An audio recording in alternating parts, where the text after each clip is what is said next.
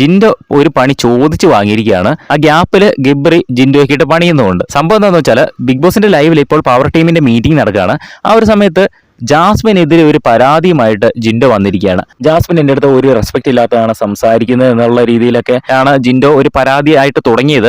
അവസാനം രശ്മിൻ കഴിഞ്ഞ ദിവസം എൻ്റെ അടുത്ത് പറഞ്ഞു ജാസ്മിൻ അപ്സെറ്റ് ആയിട്ടിരിക്കുകയാണ്, ജാസ്മിൻ്റെ അടുത്ത് 2 ദിവസത്തേന് മര്യാദയ്ക്ക് സംസാരിക്കണമെന്ന് രശ്മിൻ ജിൻഡോയുടെ അടുത്ത് പറഞ്ഞായിരുന്നു എന്ന് ജിൻഡോ പറഞ്ഞു.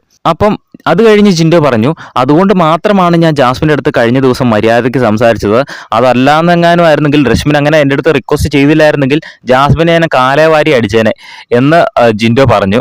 അത് സത്യം പറഞ്ഞ അത് കയറി പിടിച്ചിരിക്കുകയാണ് ജാസ്മിനും അതേപോലെ തന്നെ ഗബ്രിയും.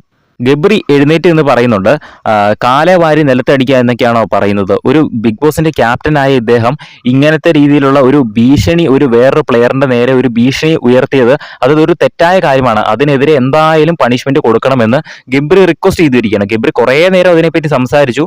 അവസാനം സിബിൻ പറയുന്നുണ്ട് ഇതിനെതിരെ ഒരു നടപടി എന്തായാലും എടുക്കുന്നതായിരിക്കും, ഞങ്ങൾ ഒരു പ്രശ്ന പരിഹാര കമ്മിറ്റി രൂപീകരിച്ചിട്ടുണ്ട്, ആ ഒരു കമ്മിറ്റിയിൽ ചർച്ച ചെയ്ത് ജിൻഡോയ്ക്ക് തക്കതായ ശിക്ഷ കൊടുക്കുമെന്ന് സിബിൻ പറഞ്ഞു. ആക്ച്വലി ജിൻഡോ ജാസ്മിൻ ഒരു പണി കൊടുക്കാൻ വേണ്ടിയാണ് എഴുന്നേറ്റ് നിന്ന് സംസാരിക്കാൻ തുടങ്ങിയത്. അവസാനം ആ ഒരു പണി ജിൻഡോ തന്നെ മേടിച്ചു കൂട്ടിയിരിക്കുകയാണ്. ലൈവ് അപ്ഡേറ്റ്സിനായിട്ട് നമ്മുടെ ചാനൽ സബ്സ്ക്രൈബ് ചെയ്യുക.